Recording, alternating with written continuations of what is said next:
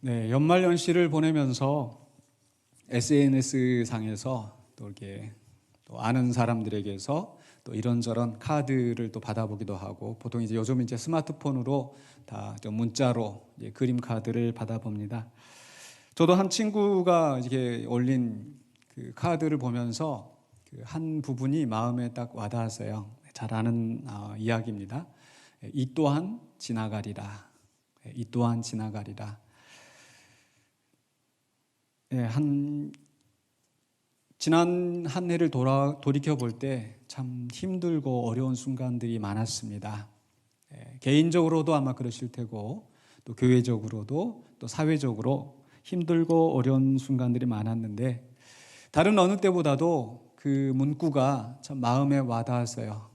그래, 이것도 지나가겠지 하는 그런 생각이 많이 들었습니다. 과거에도 많은 어려운 일들이 있었죠. 우리 나라에서도 생각해 보면 이제 광주 민주화 항쟁, 또 군부 독재 시절에 또 그 데모, 또 사람들이 죽어 나가고, 또 그 이후로 또 IMF 사태, 또 박근혜 정부 때 또 세월호, 또 최순실 사건, 또 촛불, 참 이렇게 큰 역사들이 지나갔습니다. 과거의 역사로 지나가는 것처럼 언젠가는 그래 2020년에 코로나 그게 있었지 하고 이렇게 또 지나가게 되지 않을까, 거기에서 조금 위로가 되는 것 같습니다. 교회는 교회대로 또 과거를 돌이켜보면 참 어려운 일들이 많이 있었습니다.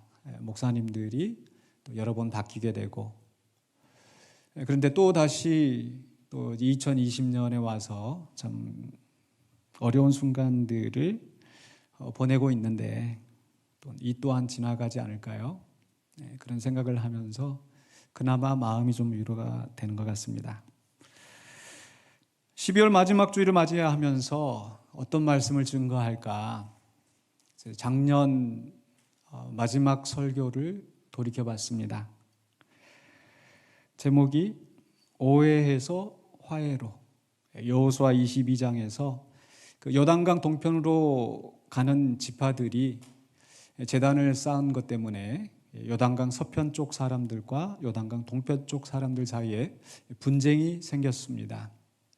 서로 오해가 있었는데, 그러나 그 자세한 속마음을 또 서로 나누다 보니까 하나님을 떠나는 것이 아니라 하나님을 더 잘 섬기기 위해서 일어났던 사건인 것을 서로가 알고 또 화해하고 이렇게 살게 되었다. 작년 아마 12월 14일인가 저에 대한 목사 면직 판결이 내려지고, 그러면서 이 말씀을 생각하면서 우리가 오해한 것이 있으면 또 서로 소통하여서 풀어나가고, 또 우리가 서로 생각이 다를지라도 하나님을 섬기기 위한 일이 무엇인가를 우리가 돌이켜보면서 또 생각해보면서 우리가 하나로 가야겠다는 그런 소망을 담은 메시지를 12월 마지막 주에 선포를 했었습니다. 그리고 나서 2020년을 맞이했었는데요. 한 해를 돌이켜보면은 그 오해는 풀어지지 않고 화해는 이루어지지 않고, 오히려 물리적인 충돌도 일어나기도 하고 법적인 분쟁들이 참 많이 있었습니다.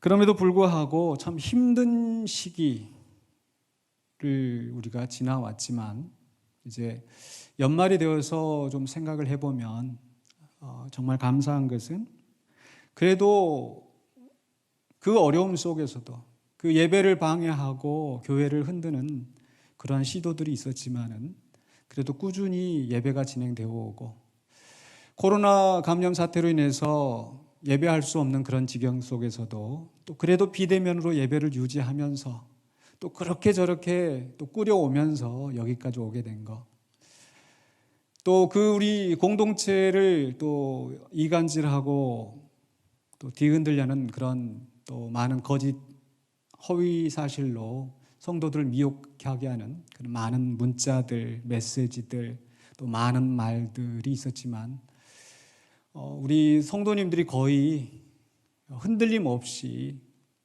또 하나가 되어서, 물론 거기에 동조하지 않은 또 소수의 사람들도 있지만은 대부분 우리 성도님들이 또 한 마음으로 여기까지 오게 된 것이 또 얼마나 감사한지 모르겠습니다. 물론 그런 속에서도 한 사람 한 사람이 정말 아픈 마음으로 힘들게 또 여기까지, 또 수고하면서 때로는 낙심하기도 하고, 때로는 내려놓고 싶은 생각이 간절하기도 하고, 때로는 얼굴이 붉어지면서 거친 말이 나오기도 하고, 그런 상황이 있었습니다. 하지만 이 모든 것도 이 또한 지나가리라 생각이 됩니다. 아멘이십니까? 네. 그래서 2020년 마지막 주일에는 어떤 말씀을 증거할까? 이 또한 지나가리라. 이 메시지를 함께 나누고 싶었는데, 성경을 찾아보니까 그 말씀이 사실은 성경에서 나온 건 아니고요. 사람들이 흔히 하는 말로 유대인 탈무드 미드라시에 보면은 다윗이 반지에다가 새길 문구를 적어달라, 알아와라. 아주 기쁜 일이 있어도 너무 좋아서 너무 교만해서 잘못되지 않고, 너무 슬픈 일이 있어도 낙심하여서 넘어지지 않는 그런 문구를 찾았는데, 바로 솔로몬이 지혜롭게 이 말을 했다는, 전혀 성경적인 근거도 없고 어떤 역사적인 사실은 아니지만 그런 말들이 내려옵니다. 그게 바로 이 또한 지나가리라. 아무리 좋은 일도 지나가고 또 아무리 나쁜 일도 결국은 지나가기 때문에 거기에 일희일비하지 말라는 그런 교훈이 담겨 있는 것 같습니다. 그래서 비슷한 말씀이 어디에 있는가 좀 생각해 보면서 묵상하면서 찾아보니까 바로 오늘 봉독했던 말씀이 있는 전도서 3장이 이 또한 지나가리라는 그런 교훈을 우리에게 주시는 것 같았어요. 전도서 제가 봉독한 말씀 바로 앞에 보면은요, 전도서 3장 1절부터 8절까지 보면은요, 바로 만사의 때가 있다, 만사의 때가 있다라는 그런 내용을 보여주고 있습니다. 전도서 3장 1절로 3절입니다. 범사의 기한이 있고 천하만사가 다 때가 있나니 날 때가 있고 죽을 때가 있으며 심을 때가 있고 심은 것을 뽑을 때가 있으며 죽일 때가 있고 치료할 때가 있으며 헐 때가 있고 세울 때가 있으며 해서 8절까지 계속해서 반복되어지는 말씀들이 나오는 거죠. 모든 것이 다 때가 있다. 그러니까 좋은 것이 일어나는 때도 있는가 하면은 나쁜 일도 일어난 때가 있다, 그런 얘기죠. 아까 2절에 나왔던 말씀, 날 때가 있고 죽을 때가 있다라고 했었을 때, 날 때라는 건 어떻습니까?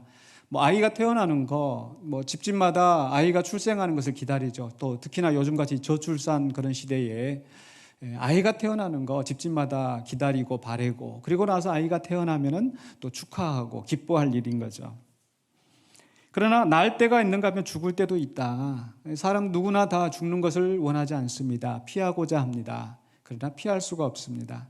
또 죽음이 일어나면은 또 그 유족들은 깊은 슬픔에 잠기게 되죠. 기뻐할 때가 있고 슬퍼할 때가 있습니다. 심을 때가 있고 심은 것을 뽑을 때가 있다. 심을 때는 참 힘듭니다. 땅을 파고 또 그것을 가꾸면서 힘든 노고를 다하지만, 또 심은 것을 뽑는다라고 하는 것은 이제 추수할 때에 그 기쁨으로 우리가 그 수확을 거두어들이자, 울며 씨를 뿌리러 나가는 자는 기쁨으로 단을 거두리라 했던 말씀처럼, 좋은 일로 또 심을 때가 있고 또 뽑을 때가 있고 그런 상황이 있습니다. 결국 만사에 다 때가 있다라고 1절에서 시작되었는데, 그 말씀인즉 바꿔서 이야기하면 때가 되면은 어떤 일이 생기고 또 그 때가 지나가면은 또 그 일이 또 이제 사라지게 된다라는 그런 말씀으로 우리가 이해할 수 있겠죠. 그래서 이 또한 지나가리라라고 생각할 수 있겠습니다. 자, 그런데 이런 날 때가 있고 죽을 때가 있고 심을 때가 있고 심은 것을 뽑을 때가 있고 이런 말씀들 속에서 우리가 생각해야 될 것은 그냥 이런 일들이 우연히 일어나는 게 아니라는 거죠. 참새 한 마리도 그냥 우연히 땅에 떨어지는 법이 없다. 우리 예수님 말씀하신 것처럼 분명히 그 이면에 하나님의 섭리와 하나님의 역사하심이 있는 겁니다. 그래서 우리가 두 번째로 생각할 것은요. 첫 번째는 아까 만사의 때가 있다 했었죠. 두 번째로는요. 바로 하나님의 일이 있고요. 또 그 속에서 하나님께서 우리에게 하라고 하신 사람의 일이 있습니다. 하나님이 하신 일이 있고 사람들이 해야 할 일이 있어요. 3장 11절 오늘 봉독한 말씀이 이렇게 기록되어 있습니다. 하나님이 모든 것을 지으시되 때를 따라 아름답게 하셨고, 이 세상 모든 만물들이 하나님께서 창조하셨기 때문에 생겨나게 되었고, 또 그 이후로도 이 창조의 역사, 하나님이 이 온 세상을 주관하시는 역사는 계속 되어집니다. 근데 정말 이 말씀이, 오늘 말씀이 놀라운 것은요, 하나님이 때를 따라 아름답게 하셨다. 모든 것을 때를 따라 아름답게 하셨다. 그러니까 앞에서 우리가 1절부터 8절까지 봤을 때는 분명히 좋은 것도 있고 나쁜 것도 있고 기쁠 때도 있고 슬플 때도 있고 이렇게 우리가 생각해 보았는데, 그 하나님께서 좋은 것을, 좋은 때를 아름답게 하셨다 이렇게 성경이 기록하지 않고 모든 것을 때를 따라 아름답게 하셨다. 그렇죠? 애초에 하나님께서 이 세상을 창조하실 때 모든 것이 선하고 아름다웠습니다. 창세기 1장에 기록된 말씀대로 하나님이 보시기에 좋았더라, 좋았더라, 심히 좋았더라. 그러나 타락한 이후에 이 세상은 저주를 받게 되었습니다. 그럼 저주를 받았다고 해서 이 세상이 더 이상 아름답지 않게 되었는가? 그렇지는 않죠. 비록 왜곡되었지만 여전히 하나님께서는 이 창조 세계를 아름답게 유지하시고 사시사철이 또 유지되게 하시고 그 창조 세계를 여전히 아름답게 주관하십니다.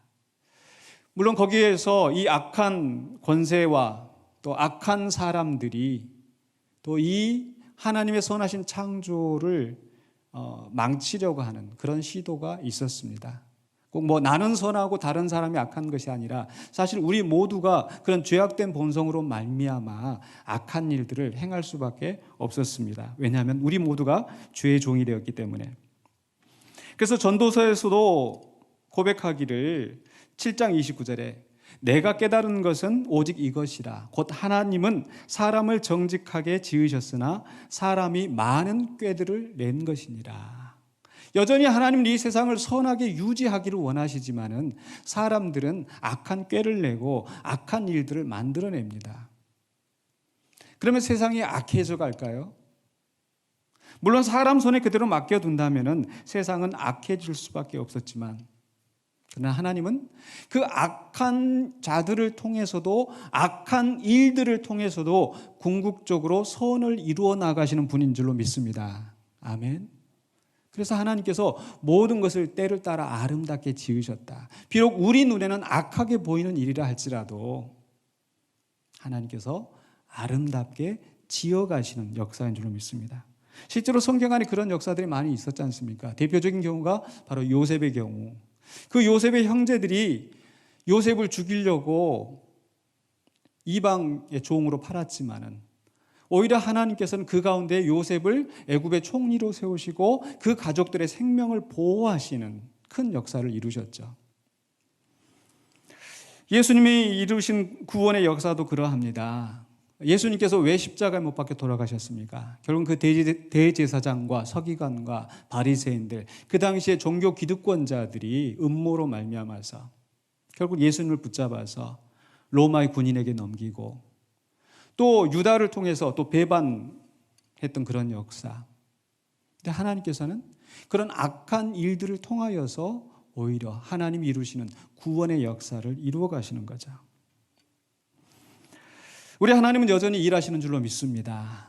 비록 악한 세력들이, 악한 자들이 흉흉하고 또 하나님의 성도들을 괴롭히고 넘어뜨리려 하고 때로는 그 일들이 성공하는 것처럼 보일지라도, 그러나 하나님께서는 그 일들을 통해서 더 큰 역사를 아름답게 이루어 가실 것입니다.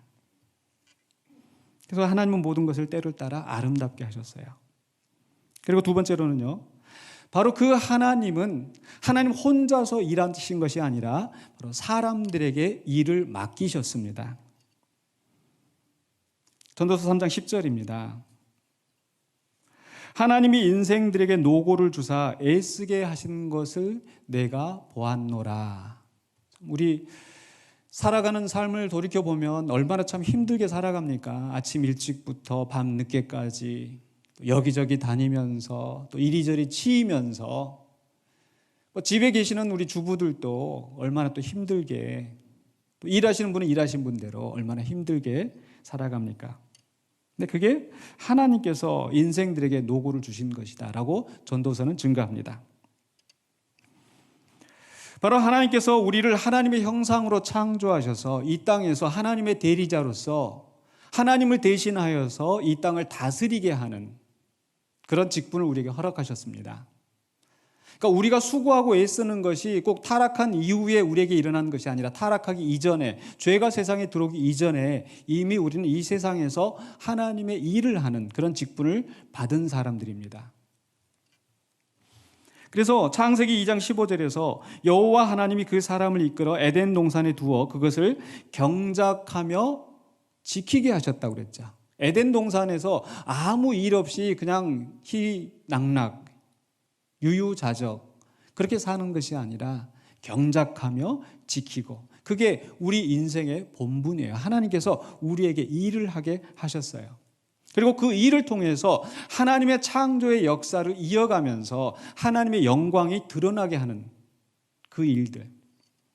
그러니까 타락 이후에는 그 일하는 게 노동이 왜곡되어졌습니다. 어떻게 왜곡되어졌습니까? 창세기 3장 17절에서 아담에게 이르시되 내가 내 아내의 말을 듣고 내가 내게 먹지 말라 한 나무의 열매를 먹었은즉 땅은 너로 말미암아 저주를 받고, 땅이 저주를 받고요.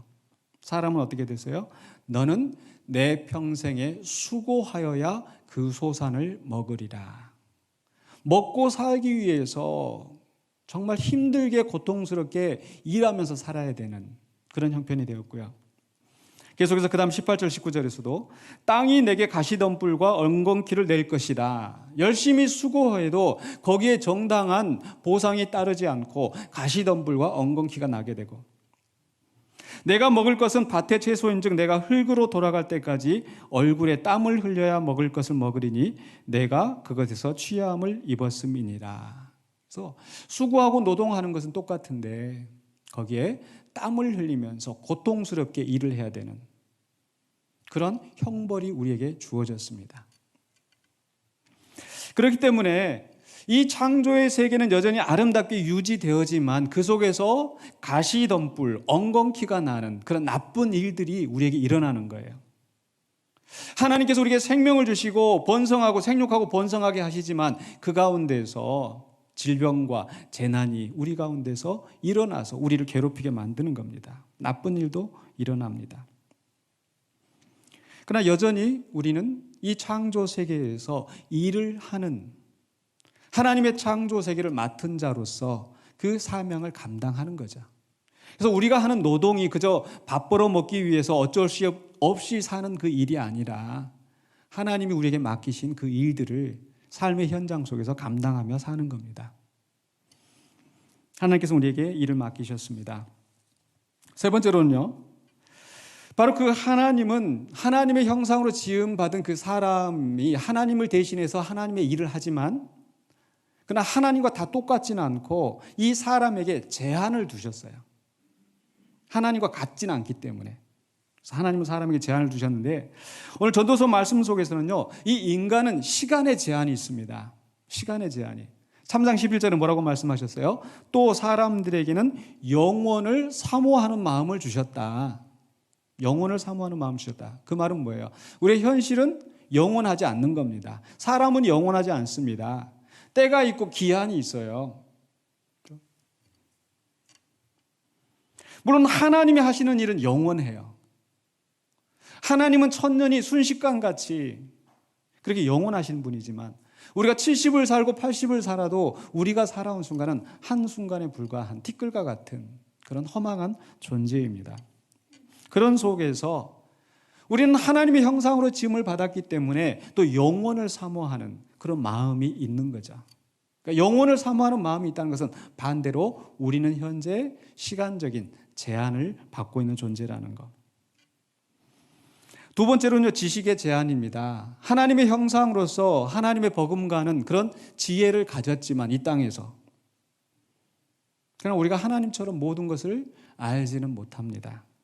그래서 11절에 또 중간에 이렇게 말씀하시죠.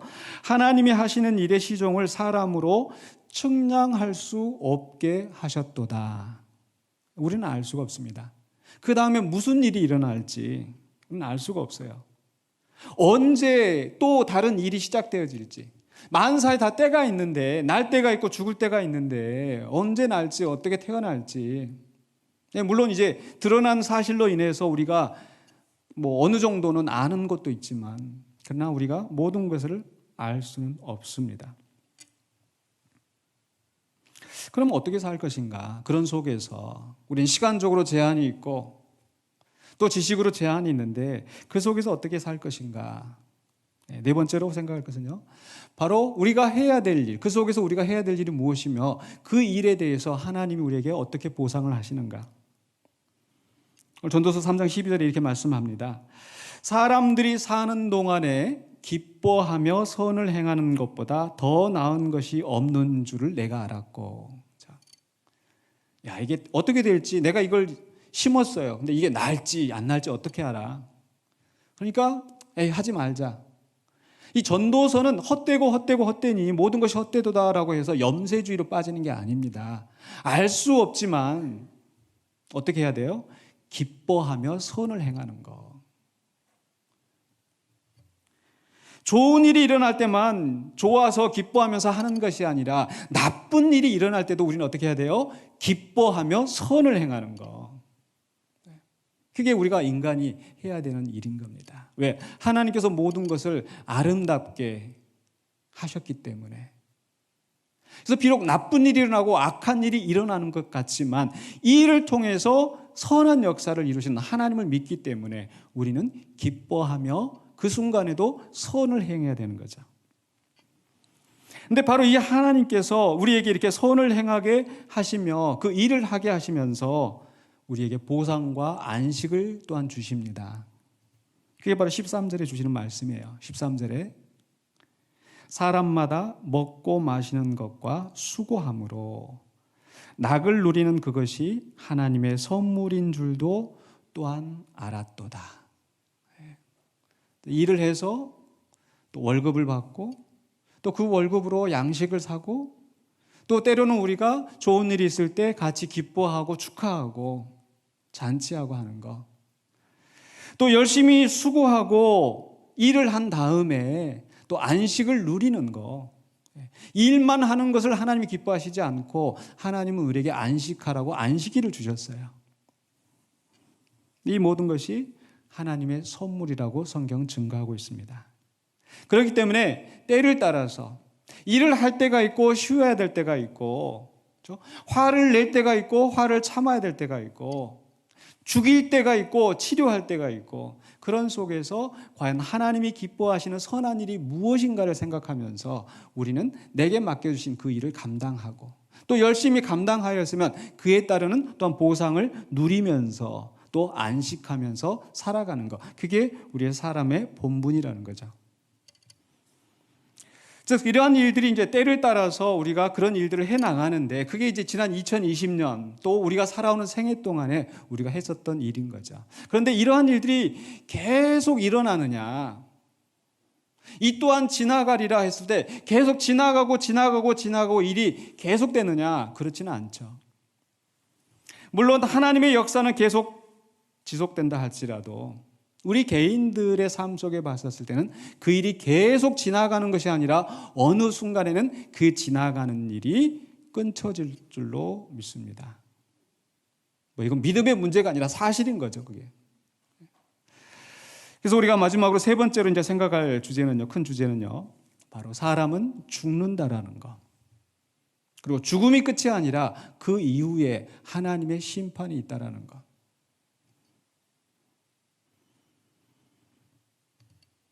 오늘 봉독한 말씀 바로 그 다음에 전도서 3장 17절에 전도서는 이렇게 이야기합니다. 내가 내 마음속으로 이르기를 의인과 악인을 하나님이 심판하시리니. 바로 그 앞에서 16절에서는 세상의 재판정에서는 악한 일들이 일어나는데 공의롭게 심판을 해야 되는데 공의롭게 이루어지지 않고 악한 일들이 일어나더라. 그러면서 17절에 말씀하고 있는 게 분명히 하나님께서 심판하실 것이다. 이는 모든 소망하는 일과 모든 행사에 때가 있음이라 하였으며, 하나님께서 때를 따라 일이 이루어지게 하시는데 그 속에서 이제 그 때를 따라서 하나님께서 우리에게 심판하실 때가 있다는 것. 19절에서도 이렇게 이야기합니다. 인생이 당하는 일을 그 짐승도 당하나니 뭐예요? 그들이 당하는 일이 일반이라 다 동일한 호흡이 있어서 짐승이 죽음같이 사람도 죽으니.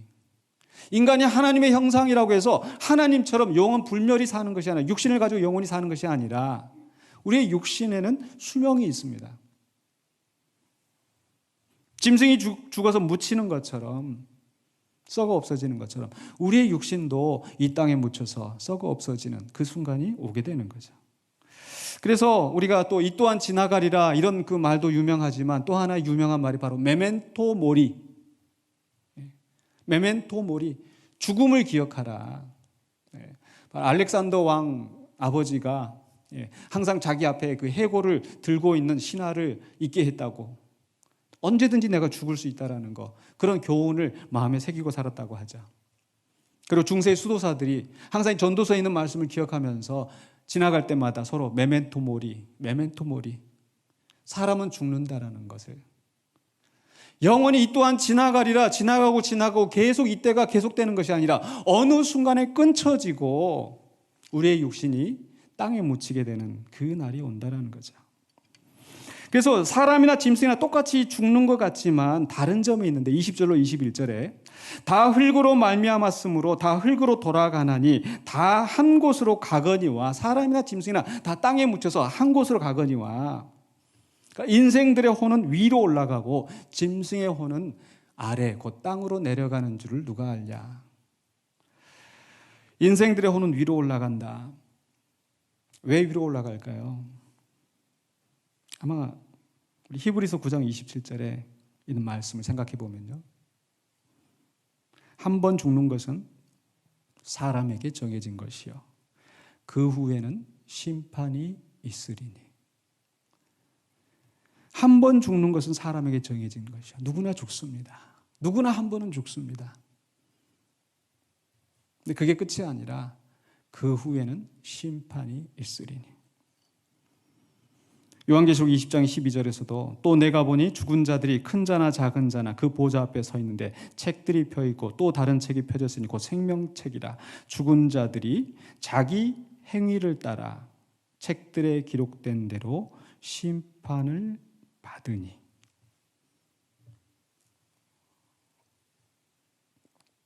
자기 행위를 따라 책들에 기록된 대로 심판을 받으니. 죽는다고 해서 다 모든 것이 끝나고 사라지는 것이 아니라 그 영혼은 위로 올라가서 하나님의 심판대 앞에 서게 된다는 거죠. 또 마지막 날에 주님 보좌 앞에서, 하나님 보좌 앞에서, 크고 흰 보좌 앞에서 자기 행위대로 심판을 받게 된다는 것. 행위만이 아니라 우리의 말하는 것까지라도 심판을 받는다고 우리 예수님은 말씀하셨습니다. 마태복음 12장 36절 37절에 내가 너에게 이르노니 사람이 무슨 무익한 말을 하든지 심판날에 이에 대하여 신문을 받으리니 내 말로 의롭다함을 받고 내 말로 정죄함을 받으리라. 그리고 내가 한 행동 하나하나가 하나님 앞에 그 생명책에 기록되어져서 내가 한 말 하나하나가 그 말에 대해서 신문을 받게 된다는 거. 그래서 예수님께서 마태복음 5장 20절에 이렇게 말씀하시죠. 내가 너희에게 이르노니 너희 의가 서기관과 바리새인보다 더 낫지 못하면 결코 천국에 들어가지 못하리라. 무서운 말씀 아닙니까? 너희 의가 서기관과 바리새인보다 낫지 아니하면 결코 천국에 들어가지 못하리라. 물론 그렇다고 이 말씀이 우리가 천국에 들어가는 것은 우리가 선행을 많이 하고 덕을 쌓아서 그래서 천국에 들어간다? 그건 아니죠. 우리가 얼마나 많은 선을 쌓아야, 얼마나 많은 덕을 베풀어야 그 천국에 들어갈 만한 자격이 있을까요? 우리는 할 수가 없습니다. 그러니까 오늘 이 말씀을 예수님께서 하신 것은 구원받았다고 해서 내가 너희를 위하여서, 내가 너에게 생명을 얻게 하기 위해서 내 몸을 버려서 그 희생의 길을 가겠지만 그렇다고 너희들 멋대로 사는 거 아니야. 오늘 예수님 그 말씀 우리에게 하시는 게 아닐까요? 그래서 에베소서 2장 10절에 이렇게 말씀하고 있습니다. 우리는 그가 만드신 바라 그리스도 예수 안에서 선한 일을 위하여 지으심을 받은 자니. 하나님께서 우리를 창조하실 때 선한 일을 위하여 창조하셨고, 그러나 타락함으로 말미암아 우리는 죄를 짓는 존재가 되었지만 그리스도 예수 안에서 다시 구원하셔서 우리를 선한 일을 하도록 새롭게 하셨어요. 그래서 이 일은 하나님이 전에 예비하사 우리로 그 가운데서 행하게 하려 하십니다. 하나님 우리를 택하시고 예정하셔서 선한 일을 위하여서 우리를 구원하시고 우리를 하나님의 자녀 삼으신 줄로 믿습니다. 그렇기 때문에 우리는 어떻게 살아야 됩니까? 구원받은 자로서 선한 일에 힘쓰며 살아야 되는 거죠. 근데 구원받았다고 하면서, 구원받은 자라고 하면서 그저 그냥 나오는 대로 그냥 뱉어내고 거짓말도 서슴지 않고 남을 죽이는 일을 그저 가차없이, 양심의 거리낌 없이 하고 있는 것은 정말 그 사람이 거듭난 사람인지, 정말 그 사람이 구원받은 사람인지 돌아봐야 되지 않겠습니까? 우리는 선한 일을 위하여 지으심 받은 사람들입니다. 그렇기 때문에 우리는 마지막 날에 하나님 앞에, 또 우리가 죽은 이후에 심판이 있다는 걸 생각하면서 정말 한순간 한순간을 하나님 뜻에 합당하게 살아야 될 줄로 믿습니다. 이제 말씀을 마무리하려고 합니다. 한 해를 마무리하면서 참 보통 사람들이 하는 말로 다사다난이라는 표현을 쓰는데 참 일도 많고 어려움도 많았고, 근데 2020년은 유독 우리에게 그런 시간들이 아니었었나. 내년에는 좀 좋아질까? 아직은 요원한 것처럼 느껴지는 그런 상황입니다. 그러나 분명한 것은 이 또한 지나가리라. 언제인지 우리는 알 수가 없습니다. 하나님의 때가 언제인지, 하나님이 어떻게 이루실지 그 시작과 종착을 우리는 알지 못합니다. 그러나 분명한 사실 하나는 하나님께서 모든 것을 때를 따라 아름답게 하셨다라는 것. 그렇기 때문에 우리는 그 하나님을 신뢰하면서 어려운 순간에, 고난의 순간에 그것들을 통해서도 오히려 선한 역사를 이루시는 하나님을 소망하면서 인내 가운데 선한 일을 힘써야 되는 자가 될 줄로 믿습니다. 그냥 견디면서 지나가겠지, 방관하는 것이 아니라 해결되겠지, 에스더에 주시는 말씀처럼 하나님께서는 다른 방도를 통해서 이 일을 이루시겠지만 그러나 잠잠히 있을 때는 그 책임을 우리에게 묻지 않으시겠습니까?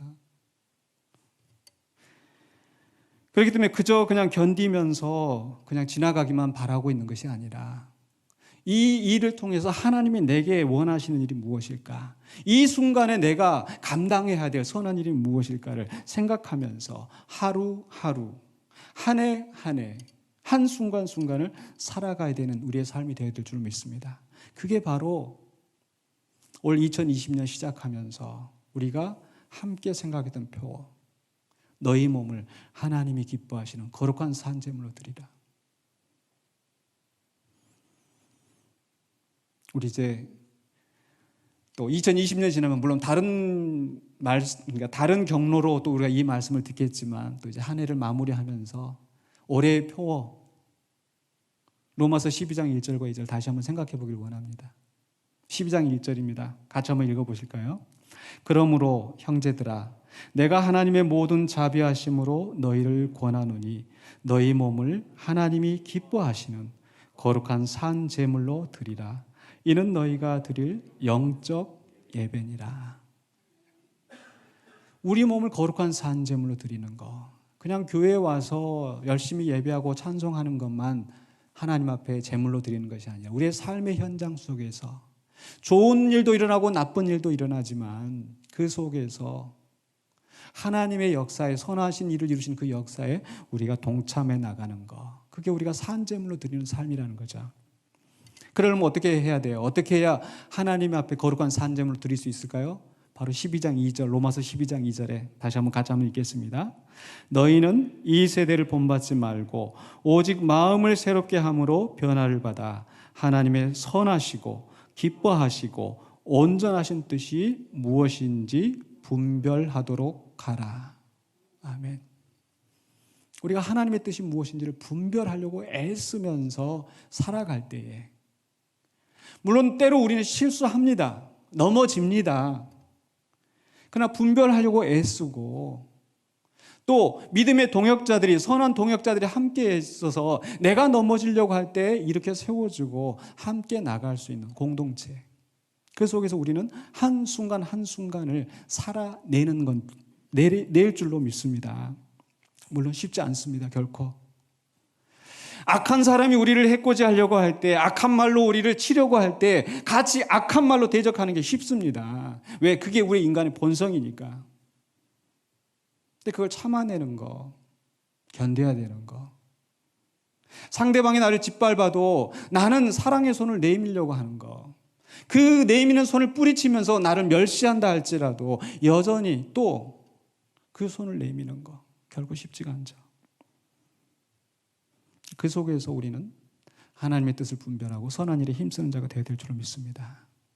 그리고 그러한 일을 감당할 때 하나님께서 생명책에 기록하시고 우리의 행위를 따라서 값진 선물로, 생명으로, 평안으로 복을 주실 줄로 믿습니다. 사도 바울이 이야기했던 것처럼 로마서 8장 18절에 생각하건대 현재의 고난은 장차 우리에게 나타날 영광과 비교할 수 없도다.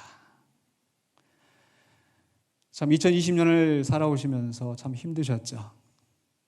많이 고통스러우셨죠.